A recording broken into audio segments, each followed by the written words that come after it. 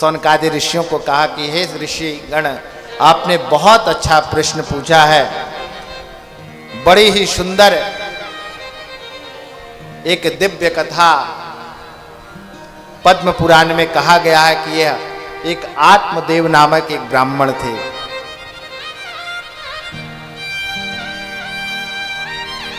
और वह ब्राह्मण देवता विद्वान तो बहुत थे, बहुत ज्ञानी होने के कारण समाज में उनकी बहुत प्रतिष्ठा थी और बहुत सारा धन उन्होंने कमा लिया। अपनी विद्वता से बढ़िया धनोपार्जन किया, घर में धनाढ्य एकदम बन गए, घर में सारी व्यवस्था थी। लेकिन दिक्कत एक था कि उनके घर में कोई संतान नहीं था। अब बताओ, सब कुछ आज के समय में हो और संतान ना हो तो सब कुछ फीका लगता है।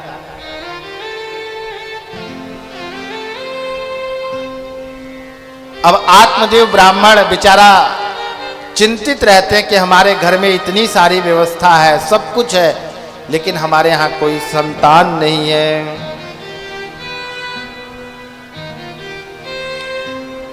तुंगभद्रा नदी के तट पर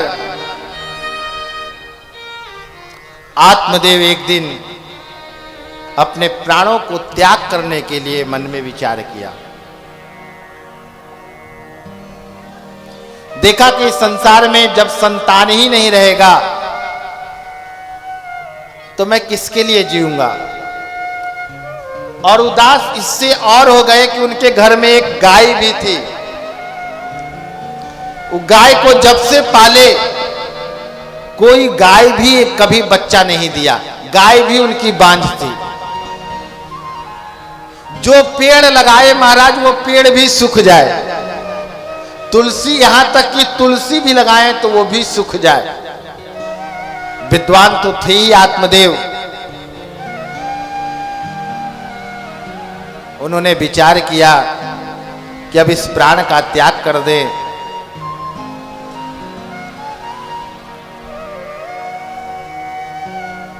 जैसी नदी के तट पे गए, तुंगभद्रा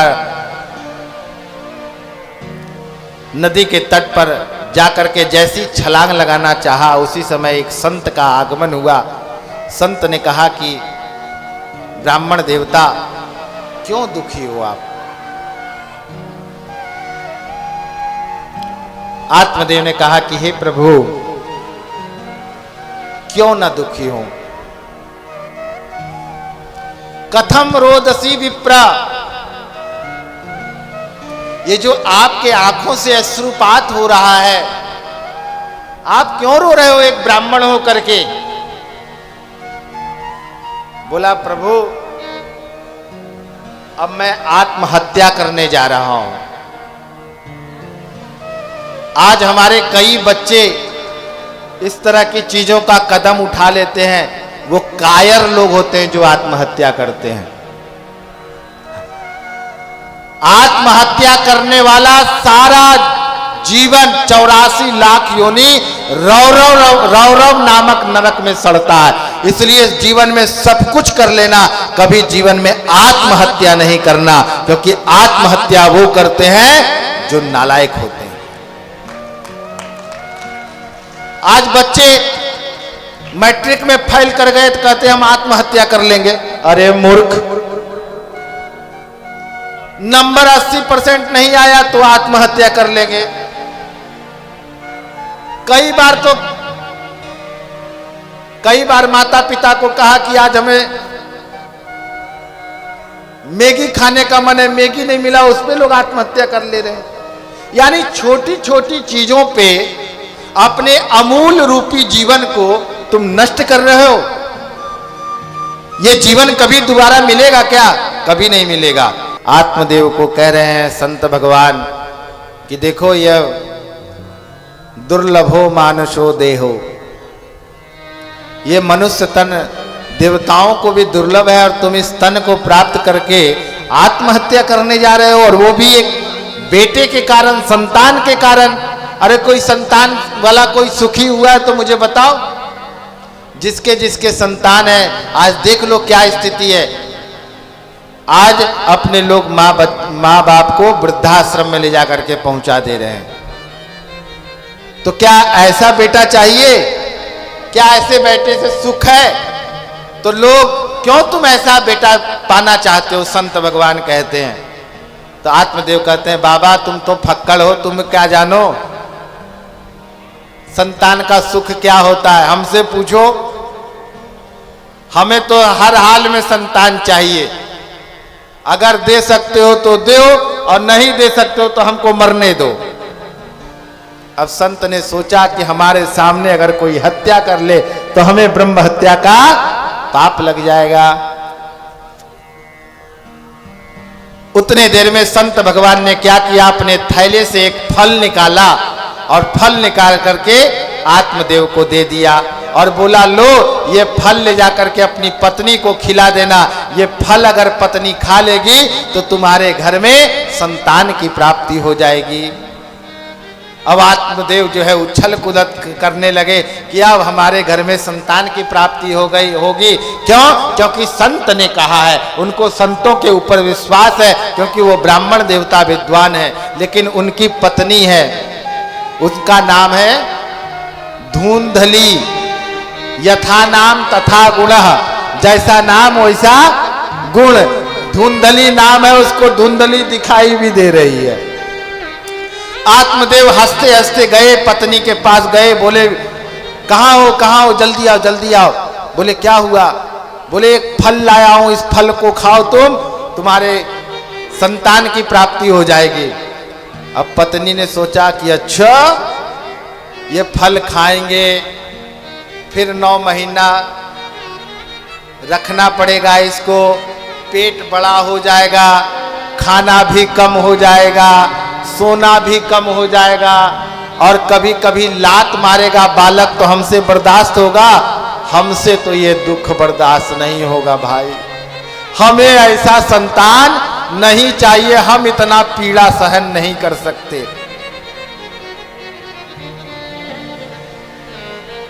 उसी समय वो धुंधली की बहन आई और बहन ताक लगा करके बैठी थी कि अच्छा है हमारी बहन के घर में कोई संतान ना हो। अगर नहीं होगा तो इसकी पूरी प्रॉपर्टी का मालकिन तो मैं ही हो जाऊंगी। क्योंकि आजकल ससुराल वाले से प्रेम ज्यादा लोगों को बढ़ रहा है। ससुरारी प्यारी भई जबते, है ना, तुलसीदास जी ने कहा है। तो आजकल लोग ससुराल से ज्यादा प्रेम हो रहा है। सालों की बात ज्यादा मानी जा रही है, भाइयों की बात कम मानी जा रही है, माता पिता की बात कम मानी जा रही है। तो बहन आई तो बोली कि बहन मेरे गर्भ रह गया है, मेरे गर्भ में बालक पल रहा है, अगर कहो तो एक बात हो जाए। बोले क्या? बोले ऐसा करो, जो बच्चा होगा वो मैं तुम्हें दे दूंगा, उसके बदले में हमें कुछ धन दे देना। तो धुंधली ने कही कि ऐसा ठीक है, हम अपने पति देव को कहेंगे कि ये फल हमने खा लिया। तो उसकी बहन बोली कि ये अच्छा चेक कैसे करोगे कि संत का दिया हुआ फल से क्या बेटा होगा? आजकल लोग कहते हैं ना कि अरे संत ने ये कह दिया तो क्या हो जाएगा। तो बोले इसकी परीक्षा लो। धुंधली बोली कि हाँ तुम ठीक कह रही है। बोले ये फल को ले जाकर के गाय भी तुम्हारी बांझ है, जब से गाय आई है तुम्हारे घर में कोई बालक नहीं हुआ है, तो ये फल को ले जाकर के गौ माता को खिला दो। अगर ये फल खाने से गौ माता को बच्चा हो जाए तो समझ लो संत की वाणी सही निकली। और तुम बहन तुम गर्भवती है ही हो, जब तुम्हारे 9वें मास में बच्चा हो जाए तो ला करके हमें दे देना, उसके बदले में हम तुम्हें धन दे देंगे। भगवान की कृपा से 9वें मास में उसकी बहन ने पुत्र उत्पन्न किया और ला करके अपने बहन को दे दिया, धुंधली को। धुंधली ने उसके बदले में कुछ पैसा, सोना चांदी, हीरा मोती अपने बहन को दे दिया। और उसी समय गौ माता ने भी जो है उसी समय एक बछड़े को जन्म दिया, लेकिन पूरा शरीर तो उनका मनुष्य जैसा, लेकिन उनका जो कान है वो कर्ण के समान, मतलब गाय के समान है जो उनका कान है, तो इसलिए उनका नामकरण किया गया गौकर्ण। बोले गौकर्ण महाराज की जय हो। तो इस गाय के बच्चे का नाम आत्मदेव जी ने रखा, क्योंकि आत्मदेव जी ज्ञानी है, ब्राह्मण है, विद्वान है, इसलिए हमेशा अपने बच्चों का नामकरण ज्ञान का बच्चा का नाम अच्छा रखेंगे, तो उन्होंने गौकर्ण रखा। और जो उसकी बहन लाके दी बच्चा धुंधली के बेटे का नाम, बोली धुंधली आत्मदेव जी को कि सुनिए, यहां आपका नहीं चलेगा, 9 महीने गर्भ में हम रखे, उसका पूरे प्रताड़ना हम सहे, तो नाम किसी दूसरे के नाम से होगा, नाम दूसरे के से नहीं होगा, मेरे से मिलता जुलता नाम होगा। मेरा नाम धुंधली तो मेरा बेटे का नाम धुंधकारी होगा। अब एक बेटा जो है वो राक्षस प्रवृत्ति का है महाराज, और एक बेटा जो है गाय का गौकर्ण जी महाराज हैं, वो देव की प्रवृत्ति के हैं। दोनों नित्य प्रतिदिन बढ़ने लगे। गौकर्ण जी महाराज डेली संध्योपासन, पूजा पाठ, गायत्री मंत्र का जाप करते हैं, सूर्योपासना करते हैं, प्राणायाम करते हैं, साधना करते हैं, सत्संग करते हैं। और वही वो धुंधकारी धुंधली का बेटा जो है शराब, जुआ, व्यभिचारी, यानी अनेक जितने दुष्कर्म है सारे दुष्कर्म में प्रवृत्त रहता है, बच्चों को मारता है, यानी पूरा घर उसका परेशान, पूरा समाज परेशान, लोग उससे सब लोग चिढ़ने लगे, क्योंकि उसकी आसुरी प्रवृत्ति से सब लोग परेशान हो गए। ये सब देख करके आत्मदेव जी को लगा कि इससे तो बढ़िया था कि बिना बेटा के थे। ठीक कह रहे थे संत महाराज कि महाराज कोई संतान से सुखी हुआ है क्या, इससे तो ये संतान इतना दुखी कर दिया, इससे बढ़िया संतान न होता तो अच्छा रहता। इतने में उनको त्याग आ गया, वैराग्य आ गया। आत्मदेव जी अपना झोला उठाए वन की ओर चल दिए। इधर धुंधली जो है अपने बेटे का नाम धुंधकारी रखा था, अब उसको इतना बढ़ावा देने लगा कि धीरे धीरे जब पिता घर से चले गए, कोई कहने वाला नहीं, तो घर में जुगेड़ी आने लगे, घर में शराबी आने लगे, घर में वैश्याएं आने लगी। और इस तरह का कुकृत्य ऐसा चलते चलते एक दिन इतना पाप प्रविष्ट हो गया कि एक राजा के यहाँ धन चुरा लिया, और राजा का धन चुरा करके लाया, वैश्याओं को अपने घर में लाया, वैश्याओं को धन लुटाया। लेकिन वैश्याएं तो वैश्याएं ही होती है, जब धन समाप्त हो गया तो बोला और धन दो। जब धन नहीं बचा तो वैश्याओं ने अपनी चप्पल सैंडल निकाला और धुंधकारी को दे दनादन मारते हुए, और उसका धीरे धीरे जब उसके पास कुछ नहीं बचा तो वैश्याओं ने लास्ट में धधकती हुई अग्नि में धुंधकारी को फेंक दिया, और वो जल करके भस्म हो गया, और वह प्रेत योनि में भटकने लगा महाराज।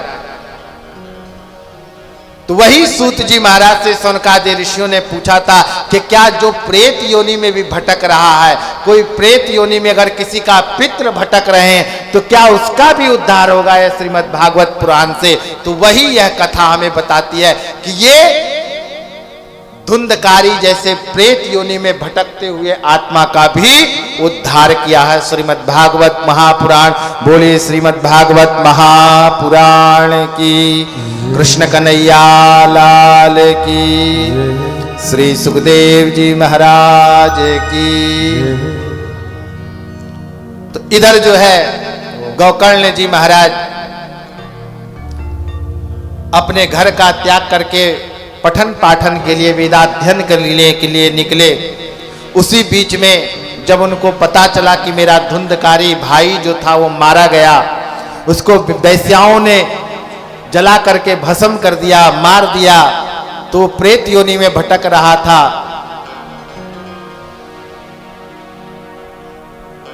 तो गौकर्ण जी महाराज गया में ही थे। बिहार में गया है जहां पे पितरों को मोक्ष दिया जाता है, वहां पे उन्होंने गया में श्राद्ध किया अपने भाई के लिए। लेकिन कहां से मुक्ति मिलने वाला है, कहा गया 1000 भी गया श्राद्ध कर ले, उसके बाद भी धुंधकारी को मुक्ति नहीं मिल सकती। तब जो है गोकर्ण जी महाराज अपने गांव में आते हैं और आकर के जब उनके पास धुंधकारी प्रेत योनि में भटक रहा था, कभी भेड़िया बनके, कभी हाथी बनके, कभी घोड़ा बनके, अनेक योनि बन करके आ रहा है और कह रहा मुझे प्रेत योनि से मुक्त कराओ मेरे भाई। तब गोकर्ण जी महाराज कहते हैं कि धुंधकारी तू मेरा भाई है, अब मेरा कर्तव्य बनता है कि तेरा उद्धार हो, प्रेत योनि से तू मुक्त हो। तो आओ हम सभी श्रीमद् भागवत की कथा को सुने। धुंधकारी को श्रीमद् भागवत की कथा हमारे गोकर्ण जी महाराज सुना रहे हैं। एक बांस, 7 गांठ की बांस लगाई गई है, उस बांस में एक दिन की कथा सुनी तो एक बांस का गांठ खुला, ऐसे ऐसे गांठ का खुलता गया और अंत में जो है 7 दिन की कथा गोकर्ण जी को ने धुंधकारी को श्रवण कराया।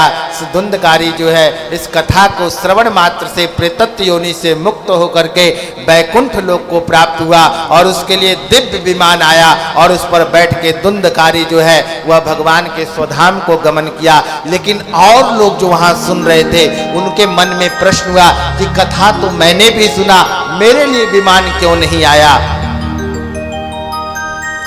तब वेदव्यास जी ने कहा है कि उनके लिए इसलिए नहीं आया कि और लोग जो सुन रहे थे इस कथा को सुने, इस कान से सुने और उस कान से निकाल दिया, इसलिए उनको विमान नहीं आया। और ये धुंधकारी उस कथा को श्रवण किया, श्रवण करने के बाद मनन किया, मनन करने के बाद चिंतन किया और चिंतन करने के बाद वह भगवान को स्वधाम को गमन प्राप्त किया। तो आप भी श्रोता अगर चाहते हैं कि आज अगर कलयुग में आपके लिए भी विमान आए तो आप एकाग्र चित्त होकर के अगर इस कथा का श्रवण करेंगे और मनन करेंगे, अगर चिंतन करेंगे तो आज भी आपके लिए भगवान के पार्षद जो है विमान लेकर के आएंगे और आप भी आज वैकुंठ धाम को प्राप्त करेंगे।